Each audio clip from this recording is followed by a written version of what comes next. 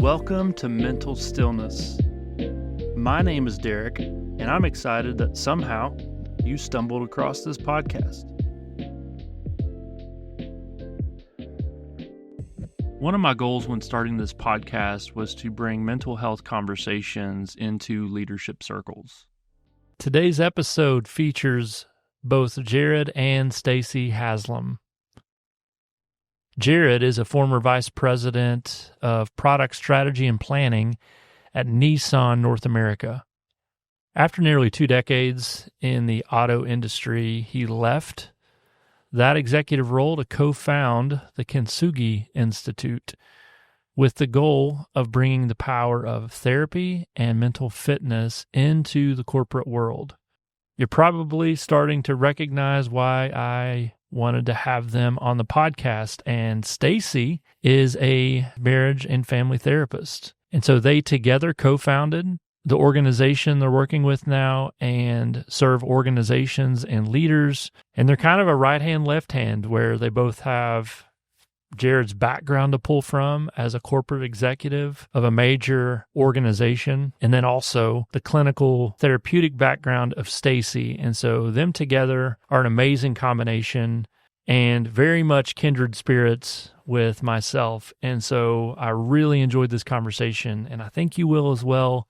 We talk about leadership and burnout and what mental health and even therapy look like in the workplace. So enjoy this conversation. Let's get to it.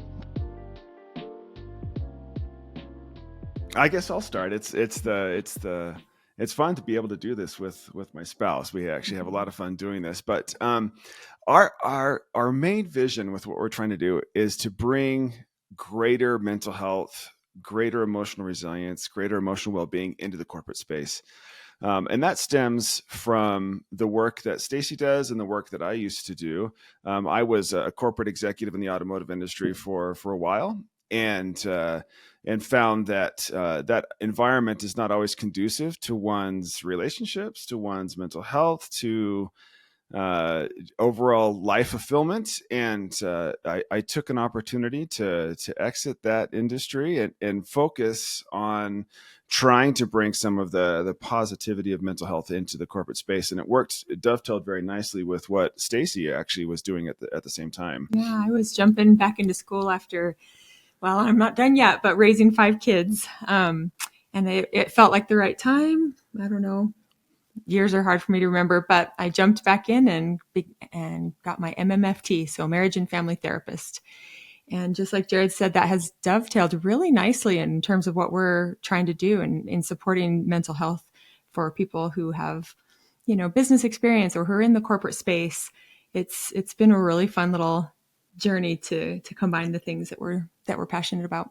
Yeah. So with Stacey's background, it allows Stacey to be able to speak the business language through my experience, and it allows me to have some familiarity with the inner workings that therapists deal with that are actually so foundational to business success. And so we can combine forces and help leaders, employees, companies. It's a lot. It's actually a lot of fun. So that's in a nutshell what we try to do. I get really excited when we find out that it impacts their home lives for good as well. Yeah. Mm-hmm. That's when it feels a bit more meaningful, right?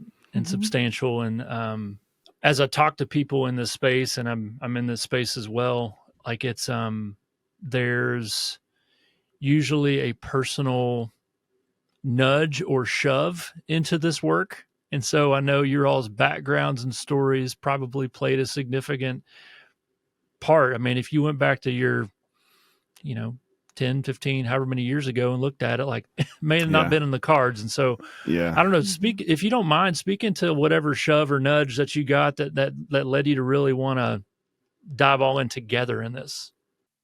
So I think the wake-up call for me was I was going through a very difficult time at work, a lot of different factors and a lot of different reasons, but a really challenging time for me.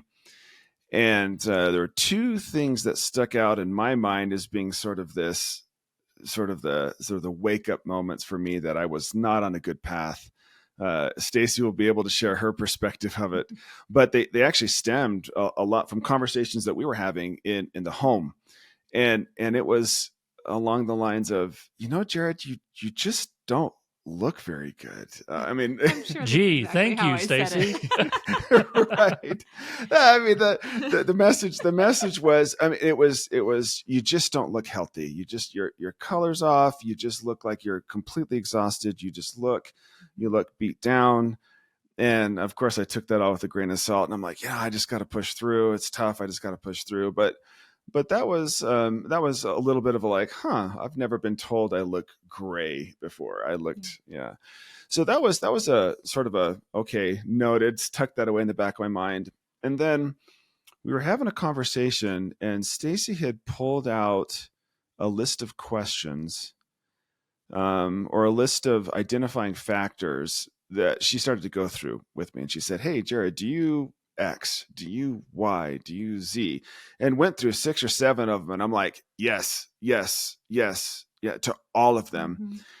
And she said, Jared, that's what we ask people who've experienced trauma.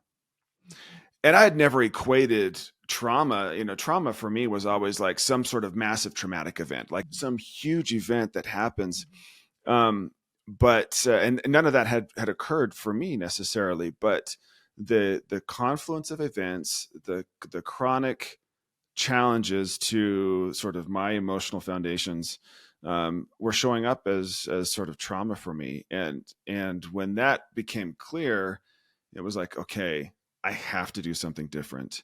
So that was sort of the big wake up call for me, that I needed to do something different. And then recognizing the work that Stacey was learning, and her approach that she was taking with her marriage and family therapy degree was about really about system dynamics in relationships. And we saw that, inside of business, everything boils down to human connection and human relationships. And when those start to go south, the business isn't going to be successful. So we saw a great opportunity to say, okay, Jared's got a lot of corporate experience, a lot of experience working through some of these dynamics from the business side, understands how business works. And Stacey's seeing it from the human and relationship side. And we saw that, okay, the time is probably right with what I was experiencing to have a reset. And I became very passionate about the impact of things that we would put into a mental health bucket in this world. The corporate world tends to call it by different things. We call it culture, psychological safety, emotional intelligence. Those are all It's a sort little of more buzzwords. palatable when it's Yeah, named something else. Right. But it boils down to really the principles of mental health. And so we said, okay, can we combine forces into that? I don't know, from your perspective. And from my perspective, I just want to help people and learn. And, we've got this personal experience, but I'm recognizing that Jared is a resource for me to be able to understand clients in this space even better. And so as we've worked together, we've realized that there's something really powerful in the two perspectives, being able to utilize what he knows from the business world. And he's got this jargon. I mean, there's a whole language to it. Come on, I would never know that from therapy school, right?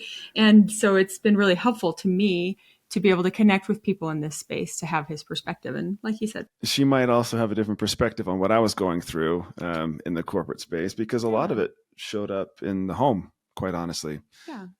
At home, without getting too much into the personal details, there were moments that it was really hard. It was hard to watch him, and I could see, clearly his health is not great. And then I made that connection reading through some stuff about trauma. I was like, oh, this is not just uncomfortable. This is manifesting like really deep emotional pain, and it's connected to work. And clearly we know that there are contextual factors that can make different people react and respond differently in the same environment, right? So we looked into resources. What resources are being offered? And while we were blessed to have a lot of resources, actually, we found them somewhat lacking in terms of being able to really address what he needed at that time. And then also from my perspective, it impacted our home life. I can remember feeling like sometimes I knew some of these, situations and characters so well that felt like they were in our home, and so there was a very personal impact. And so therefore it's personal work. right? That's right.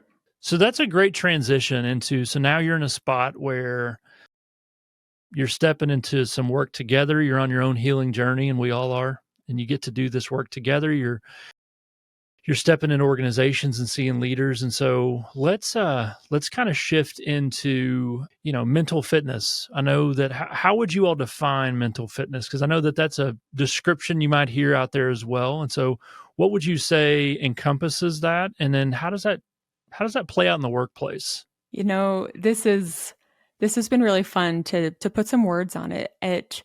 Mental fitness is kind of at the other end of the spectrum from what we would consider physical fitness, right? We are holistic beings, and clearly we are physical and we are mental. We have hearts. So we are trying to find verbiage all the time that expresses the reality of our experiences. We do have words in our commonplace vernacular about what it's like to be physically fit.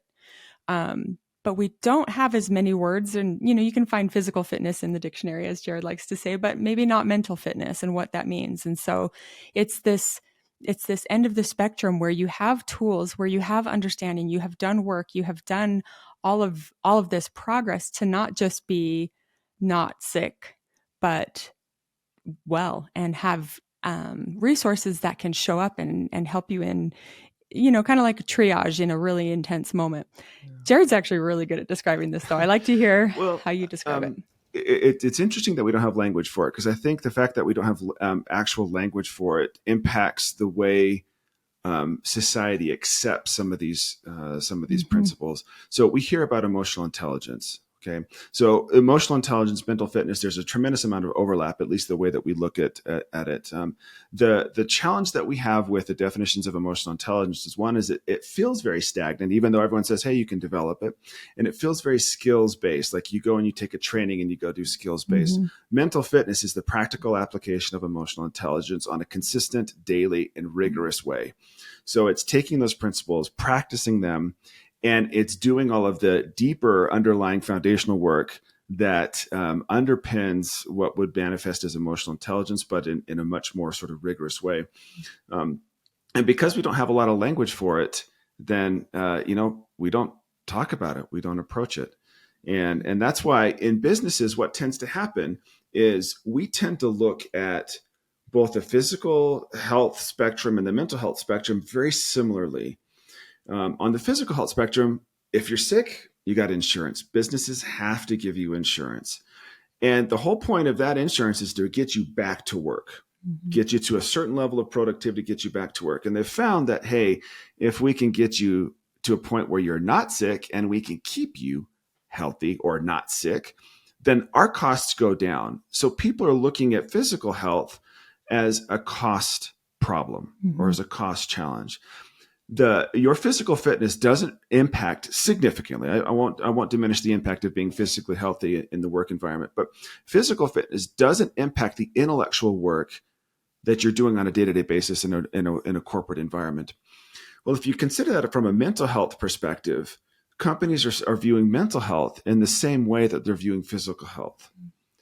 And they're looking at sort of the triage of problems on the mental health spectrum, like, hey, there's absenteeism, or there's anxiety, there's chronic stress, and we're going to give you, as part of your overall benefits package, maybe we'll give you an EAP. But EAPs are tremendously underutilized, roughly 10% of some of the numbers. That's on the high end. Yeah, so you're familiar, and so they go to, and it's a cost to the company, and because it's not being utilized, then it doesn't cost the company very much money. So hey, we're happy. But then there aren't many programs that are designed to help with the mental health side of it, to keep you from getting mentally ill or having a challenge on the negative mental health spectrum. Not many of those, but those are intended to sort of give you a baseline of productivity or a baseline of intellectual health. The challenge is on the far right of that spectrum, or as you get over to the positive side of the mental health spectrum, companies don't invest any money there. They might invest money in emotionally intelligent training, but it's very difficult. Just like an Olympic athlete, it's very difficult to, hey, we're going to go put you through a seminar, and now I want you to go run a marathon.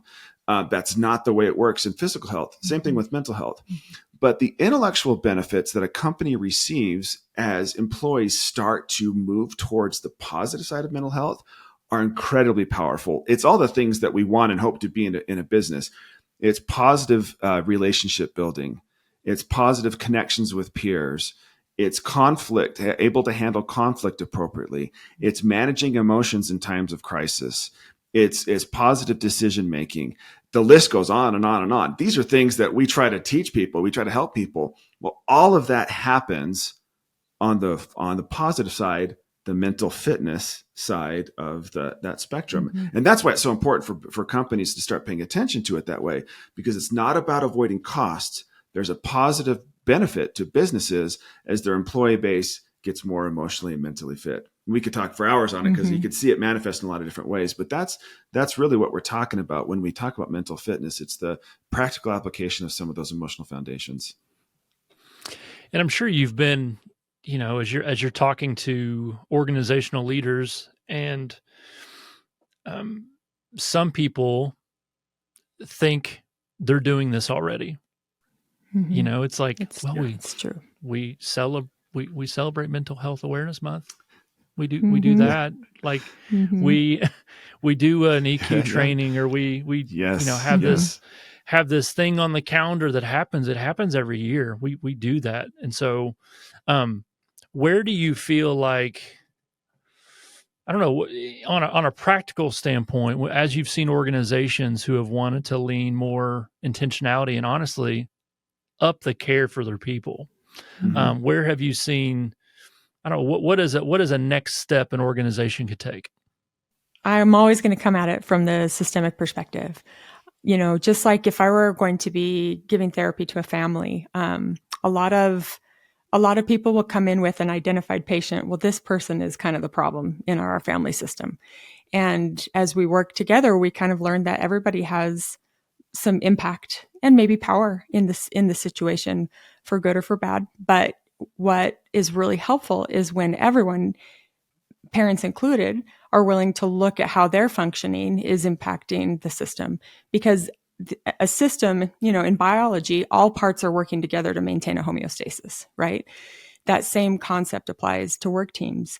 And so I have noticed that it's very, very helpful when certain teams will come where the leader is open-minded to recognize their impact on the team, to not only include everyone and to, I suppose, care about them and help them get whatever resources they need, but to that willingness to recognize their own functioning within the team. So always from the systemic perspective. Yeah, and Stacey brings up sort of a foundational point for companies. If you really want to care for your employees in this way, you want to up the level of care, you have to start at the top, and you have to be willing as a leader to invest and do more.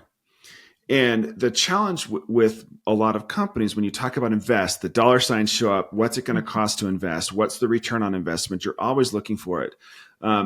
This needs to, in some ways, in the immediate elements, transcend that, because the long-term ROI has been proven time and time again as you take care of your employees in this respect. So starting at the top, and there's a lot of things that you can do at starting at the top. One of those is, again, sort of that starting to look in the mirror at what the impact leaders have on the system.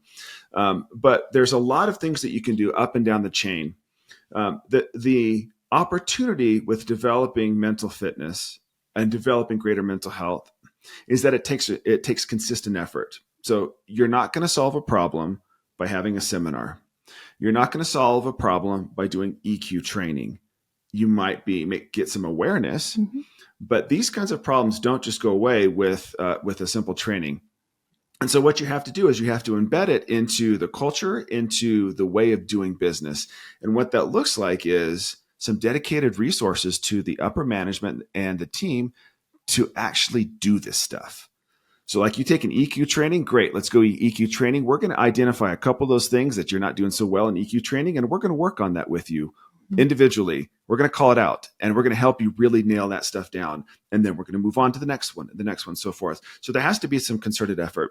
Beyond that, you can provide resources in the form of employee resource groups, which function in a lot of ways like a group therapy. Although when we say group therapy, everyone's going to put their hands up. No. But it's a place for employees to have where they can be open, where they can talk about their challenges, where they can process some of the stress that comes down and begin to recognize that. So employee resource groups, EAPs are an excellent solution if people start to use them. So you have to promote them. You have to help employees recognize that they do have resources. So it needs to be woven in. There's a lot of different ways you can do it, but it needs to be woven into everything you do rather than just something you do once or twice. And that's really the difference. That we see. I'm sorry, Derek. We see companies that are successful at it. And it's because they do it consistently and they do a lot, and it helps and it shows, and the results in their companies actually show.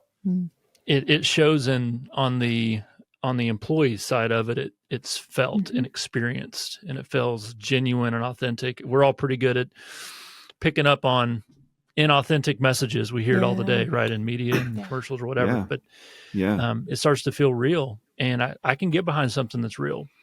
And so can our people. Sure. And one of my really recent guests on my podcast, Dr. Tom Collins, he's a pediatric cardiologist here in Kentucky, and he kind of describes it as, the difference in caring for and caring about. And he's like, when you're caring for, we got an EAP, we celebrate, 1 month out of the year. Our people's getting their paycheck on time. Like, that's great. We're caring for them in some regard. Caring about is another level. That is, hey, 2 weeks ago, I know you lost your mom. Like, where are you at with that? Or kind of, it's the follow up. It's the follow through. It's the, hey, I raised my hand and said I was hurting. Let's have a conversation about that. And there's a concern there, and that's what scares people. I think it's harder. Takes more intentionality. It takes a little more of your emotional resources, I suppose. Yeah. Derek, that's such a good point. And there's a transition point between caring for something or caring about something, like caring for your employees and doing the basics, and then caring about your employees. And I think there's a couple of things that are barriers to making that transition. Traditionally, in business, the word professionalism is such a loaded term. And to me, that stands right in the middle between caring for and about, because we can throw up our hands in the name of professionalism and say, your problems are your own. I don't want any emotional work. I don't want any emotions in the workplace. Yeah. You don't bring any of your crap into work, and that's professional. Yeah. And we're not going to talk about it. And so we've sort of just said, okay, we don't have to worry about caring about, because that breaches professionalism in a lot of ways. So the professionalism, that word kind of carries a bad connotation in my mind. It can. The second thing is, to care about, you have to have some solid emotional resources. And not everybody does. Let's just be honest, not everybody does. And those emotional resources, those emotional foundations, businesses kind of just expect it to be there because we don't talk about it. But the reality is, it's not there for many of us. I'd argue you could get fired for not having it, even though it would never be on some list somewhere. Yeah, that's right. That's right. So I think those things, if you don't sort of get past some of those things, then you won't really care about it. And people feel that, like you said, there's an authenticity sort of barometer that people have, and they can really sense it. So I like that caring about. It's a good distinction. Professionalism, where it's weaponized, is really people permission to not be vulnerable. That's exactly right. Talk about a barrier to progress in workplace culture is lack of vulnerability. That is all over the research too, which is interesting. Right. But it's also hard to tell somebody, hey, you got to come in and be a little emotionally vulnerable. That can be deer in the headlights for people who have not been able to do their work yet. And when you said before of like it's starting at the top, and like the system standpoint, it's your top level leaders taking ownership that, hey, we play a part in moving the needle in this area. They need to model that vulnerability is a quality of a leader in this organization and not a detriment, or that's not going to be a lid on you getting promoted, which that's the story and the unspoken, hopefully not overt message in organizations, but it's there to where you share your stuff. You're basically raising your hand saying you're not fit to be a leader here. Yeah. Yeah. that's that's the unfortunate message that I think a lot of work cultures are sharing, is that you're not fit to lead this work. You can't handle the pressure. You're too emotional. And that's where the vulnerability shuts off. And like you've said, the research was really clear about the importance of vulnerability to all of the underpinnings for a solid culture of humanity, really. Yeah. Well, you shared part of your personal story earlier around just even workplace trauma and how Stacey observed that, and you guys had conversations around it. So what kind of impact do you feel like workplace trauma, how does that play out negatively in leaders?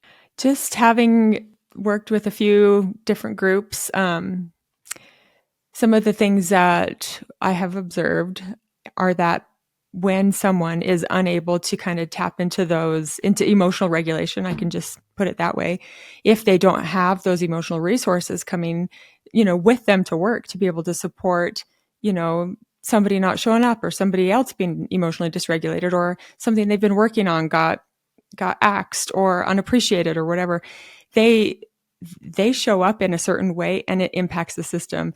I understand where some people maybe don't like to use the metaphor of a family in a work team, but I think in some ways it is useful.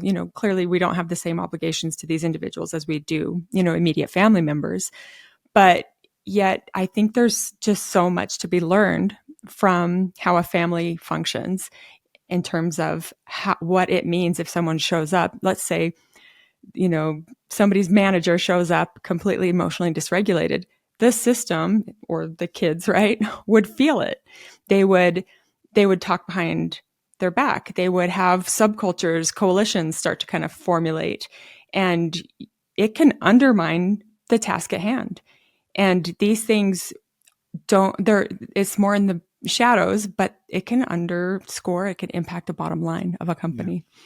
Yeah. And from an individual perspective, anytime that you're experiencing a certain measure of trauma, your nervous system is behaving differently than it would if you're not in trauma. And there are all sorts of implications to that, from individual health, burnout, like that's clear symptoms of burnout. Burnout and trauma, they go hand in hand. And when you're starting to experience those things, then your effectiveness really takes a nosedive, whether it's motivation, whether it's energy, whether it's patience, whatever is required at work tends to require way more when your nervous system is completely dysregulated from chronic stress, trauma, burnout, so forth. That will obviously have a ripple effect across an entire organization. And for me, it showed up in a lot of different ways. But it shows up, so it's going to be different for any individual. But the point is that people's effectiveness in their job is going to be impacted by what happens to them emotionally, whether they realize it or not, whether they take it home with them or whether they bring it from home forward. So when you're in those trauma moments, the effectiveness in your organization is going to take a complete nosedive. And like Stacey said, the system is going to react differently. We had there was an experience where we kind of all knew when a boss was in a bad mood. And what do you do when a boss is in a bad mood? So that's something very small. But when a boss is in a bad mood, what do? You kind of go off and you talk about them behind their back and you say, oh, like this is so and so, and then you might be avoiding the hard conversations that you need to have with the boss. And so all of a sudden, because of that one individual, whether it's because they're experiencing trauma or for whatever reason, the productivity has gone down. And it's difficult to measure that, but you start to multiply that across the organization and the whole organization's productivity starts to go down. And it starts with some of those things. So that workplace trauma, work-related, I won't say workplace trauma, but work-related trauma has a ripple effect that just takes the whole thing down. So very, very impactful if it's not caught. And our response to it tends to be a couple of things. We say, oh, they weren't cut out for it. So what do? They go. We fire them. Let's get somebody else in here who can handle it. Let's get somebody else in here who can handle it. That's right. Yeah, we fire them, we move them, we give them demote them and give them a developmental assignment, or these are things that we typically do until you find someone who is can quote unquote handle the pressure or whatever. And that is a tremendous cost to an organization, and the investment organizations make in leaders and in developing people, and that again, the shocks to the system show up in a lot of different ways. We'll follow that through, and what kind of personality are we pulling through the ranks if we're getting rid of people who have emotionally bad days or whatever, or don't know how to manage it, and we're looking for people who can handle it, which means maybe these are people who don't access their emotions at all. Either they're best case scenario, they've done their work, they're amazing, but I think we can kind of get like sociopathic individuals into positions of leadership through this process. Yeah. And your people who are intuitive and have some perception recognize that, I know what not to present with if I want to stay here, right? And so let's stuff that down. It's such a cop out to just pick up someone and ship them out, because again, it allows that leader who doesn't know how to emotionally regulate themselves to not take accountability, not show vulnerability, just be like, hey, it's your all's job to adapt to me, which is such a terrible leadership style, but it's a very common one. Absolutely. Incredibly common. And I think part of the challenge with businesses, and it tends to show up with HR departments who kind of become the catch-all for these sorts of things, right? The HR groups just say, okay, go talk to HR, right? You need to go talk to HR. And so they become the catch-all. And some are incredibly adept at it, and some are equipped for it, but their training typically is not equipped for it, because we're talking about emotional foundations here. We're not just talking about, hey, you need to show up in a more happy, congenial way. No, we're talking about the work that people, Stacey calls it the work. I love that. That means that's such a heavy term in the therapy world. And, but unless a leader is capable of or willing to do some of that emotional work to correct some of these things, deep-seated beliefs about themselves, even trauma that they're carrying with them that's showing up from past experiences. Unless they do that, then it's going to be really challenging for an HR department to quote unquote rehabilitate them, turn them around. And so we sort of give them, either we give them a pass because they get results, or we move them out of the way.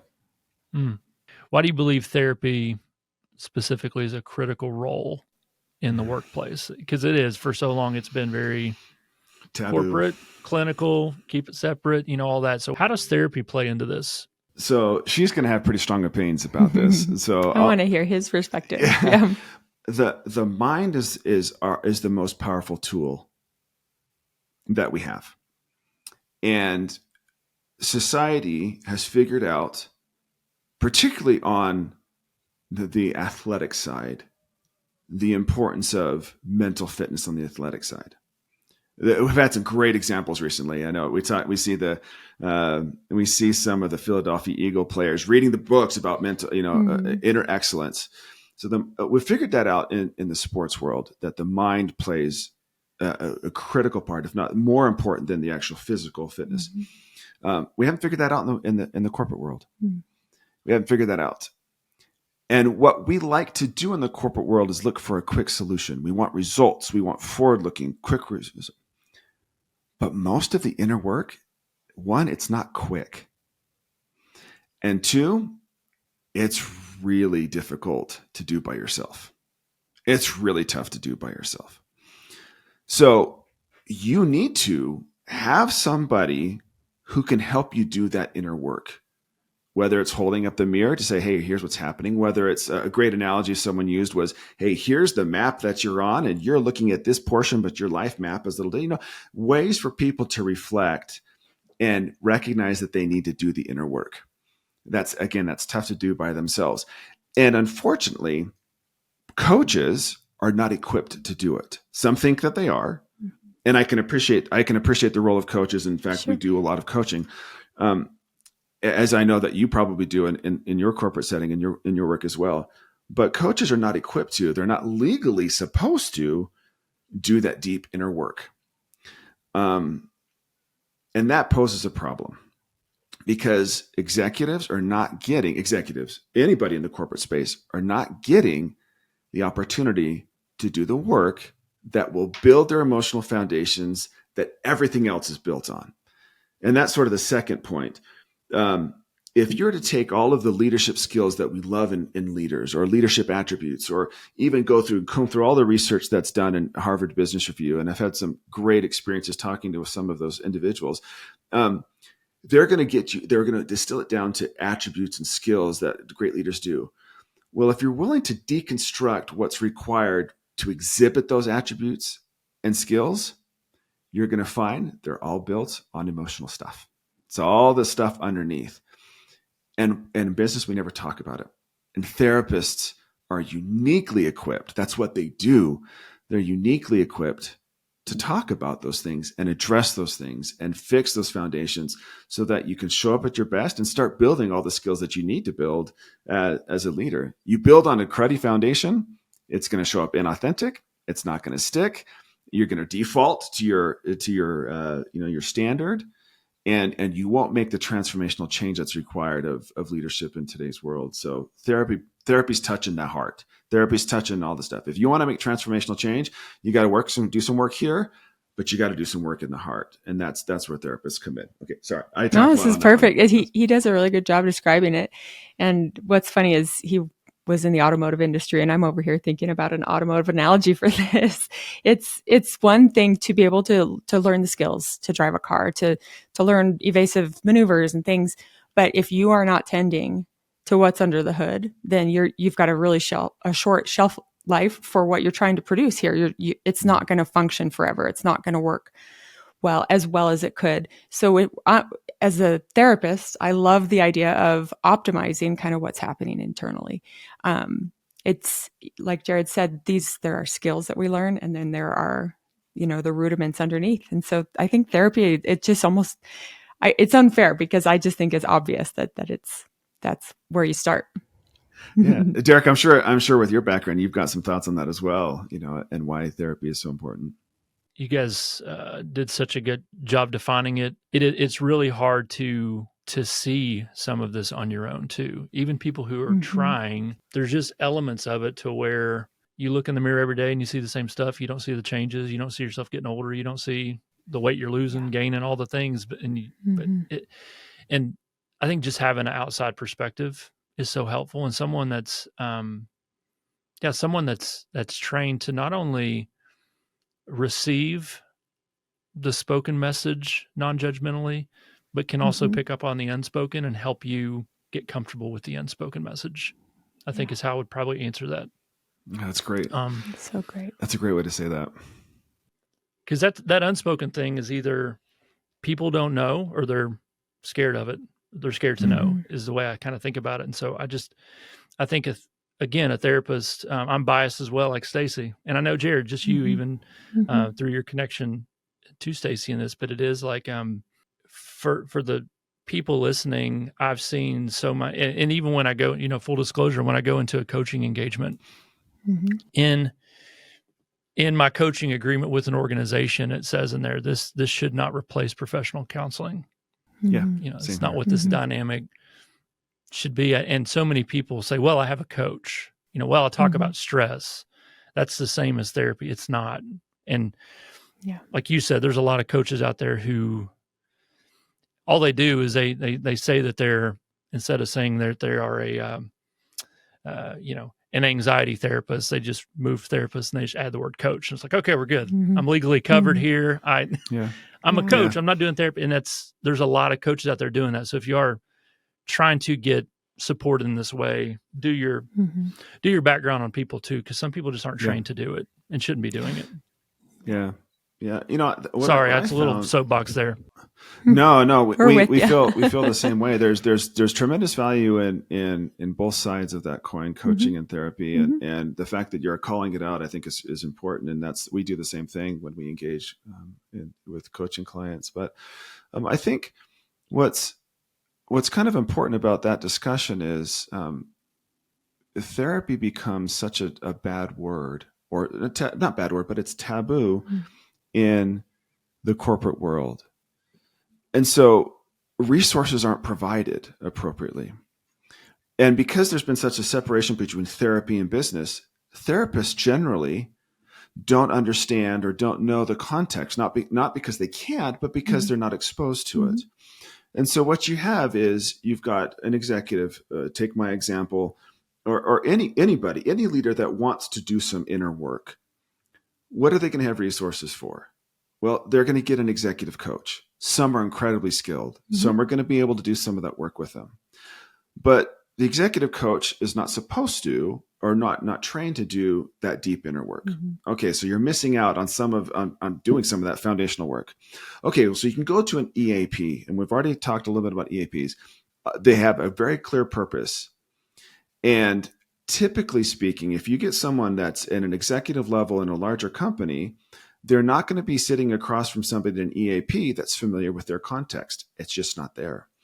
And so leaders of companies are left with sort of really ill-equipped they just don't have the right resources. And that's where I think there's a really clear space for people like you, Derek, honestly, that have the business context, that can understand the business language and come in with the ability to do the deep inner work. And that's a powerful, powerful combination. Yeah. So, yeah, it's true. Well, and I mean, you all getting to embody that. I mean, I'm looking at the screen where you both represent both sides of that, and what a dynamic, I don't know, what a dynamic duo. I said that in the beginning, and just the opportunity to serve organizations in this way. And so I know, talk a little bit just about kintsugi, the naming of it, the message behind it. It's such a beautiful image that I think is worth spending some time on. Yeah. So we did have the opportunity years ago to spend some time in Japan. We took our whole family. So it was quite a formative experience. Our kids ranged from 2 to 14 when we arrived. So all 5 kids. We loved our time there. We learned a lot of things. There were some things that were really hard. But as we contemplated what we wanted to create with this business, we were looking for things that were meaningful to us. And I remembered learning about the Japanese art called kintsugi when we were there. And what it is the mending of broken pottery with gold. And there's a connotation along with it, and that is rendering the object more beautiful for having been broken. And the metaphor was it's just perfect. And that's something that we like to try to convey in the work that we do with people. You may feel broken, but I guarantee you that you're never beyond repair. And that I would venture to say you're more beautiful now for having been broken, for the perspectives that you have, for the nuance that you now embody. So that's really where that name came from. Would you add anything to that? No, that's beautifully said. That's I where love it comes that. from. I saw a piece of artwork one time years ago. That was there's an artist that really, I mean, I think that he strictly does kintsugi, but it was like defined as a, it's like the cracks are highlighted; they're not hidden. Yes. I love that because that's now it's gold plated. It's going to stand out, and so I think what a great picture, and what a great name. So how empowering, right? What are the cracks that we have?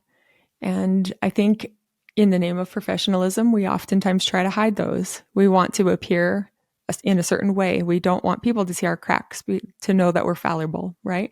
But the fact is that as we identify those, we own those, and we repair and mend and even highlight, we empower ourselves, but also other people around us. And I don't know if there's a better kind of leadership. So what would you say? So we got, someone listening, and they're maybe publicly or most likely privately kind of confused, stuck, hurting, for whatever reason. Let's get pragmatic here. What's a next step to help them, I don't know, to start to create a new reality? I want to normalize it, first of all, that if you're hurting, you're probably human. And that's okay. I want to give hope.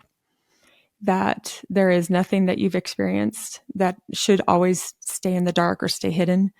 That there are people who care, and that as you are willing to shine a light on these things, to bring the scary things out of the darkness, you realize that you have this power, that you're okay, that you're not inherently flawed or broken, that there is so much more that you can do and be. It's a beautiful thing to step out of the shadows a little bit, and to experience what it feels like to have some light shining on you. Those things that once had so much power over you, whether it's fears or hurts or traumas, can become a beautiful part of your story. So I think she. I know I'm probably in abstract land. Go ahead and make it more concrete. That's your skill.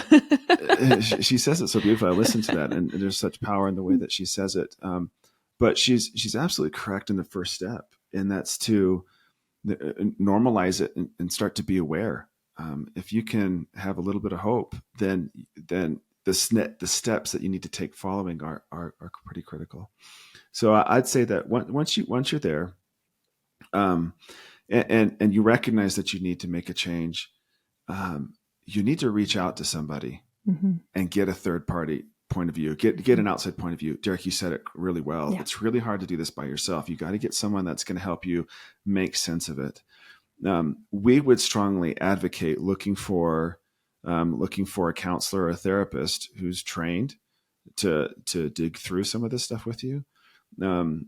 Stacey's training in the trauma area is actually quite powerful, but look for someone who may be trained in that arena. And take the opportunity to kicking the tires is such it's the wrong way to say it, but you're in the automotive background, so I'm gonna spit, yeah. It's fine. It's fine. But find a good fit. Take an opportunity to interview some people that you want to work with, and find some that are going to give you the right perspective, who can understand your context and who can create the connection that you need to be completely open and trusting and vulnerable with a counselor and connect with them. I would say to do that. At the same time, we very strongly advocate anybody that we're working with to start thinking about themselves holistically, rather than just, hey, I've got to work, or I shut work off and I'm going to go home and I'm going to do X, Y, and Z. Stacey taught me this, and we tell everybody this, but when we're checking in with people, it's BPSS. How are you doing physically? The biological, right? How are you doing biologically? In other words, are you really getting enough sleep? I found that as I get a little more experienced in life, that sleep plays a massive impact on how I show up. And I kind of would push through, college, I'm going to grind it out, or I'd stay up late for that late meeting and so forth. But how are you doing physically? How are you doing psychologically? I always ask, what are your thoughts like? Yeah. Categorize them for me. How are you doing socially? Are you making connections? Loneliness is a huge problem with executives because they feel like they have no one to talk to, but are you making good social connections? Stuff like that. Yeah. And are you spiritually connected to a meaning and purpose? And those sound so simple, but again, the more that we talk through them, the more we recognize that many people, particularly people who are hurting, they're not attending to any of those things. And as a result of that, they're not equipped with the emotional energy, the emotional resources, frankly, any of the resources to tackle the challenges they're head on. So we had a client that we worked with, and she took this really seriously, this BPSS, biopsychosocial spiritual, and she got like religious about it. She really was a great example of being really, intentional about this stuff. And I believe that was a huge part of her transformation, but also the transformation within her team, because she was able to show up in such a better place and have so much more access to her own resources and her own intellect, Yeah. So that's practically, so that's going to get you 2 or 3 steps into the process of making a real big change in your life. And once you can do that and get into some of those places and get some of those resources, you're going to start, the way will start to become more clear to you how you need to proceed to really tackle some of that stuff. And there's a lot of, an infinite number of outcomes to that, but starting in those places, I think, are the real keys to getting the help anyone would need to make progress. Before we wrap up, I would love to just highlight the work you all do, the organization, how the listeners can get a hold of you all, continue to follow you. So go ahead and plug that. Yeah, absolutely. So you can find us. We're pretty active on LinkedIn. We do a lot of work there. So you can reach out to us on LinkedIn and you connect to us that way. We have a company page up there as well. But kintsugi.institute is our website, and you'll see resources both on the counseling side. So Stacey does do counseling, as well as the business side. And we've got several things businesses can engage us with, whether it's from individual coaching, leadership development, team dynamics. Some teams are struggling with some dysfunction, and we can come in and assess that. And we're even working to have Stacey be on staff with executive teams as their say emotional mirror to help them work through some of that stuff. So there's a lot of different ways to engage with us, and you'd find us on kintsugi.institute. Some people find that hard to spell, which is fine. You can also just type in healingisgolden.com and it will go to the same place. Yep. Love that. Well, thank you all just for the conversation. It was very life-giving, and I know it's probably going to be very timely for some listeners.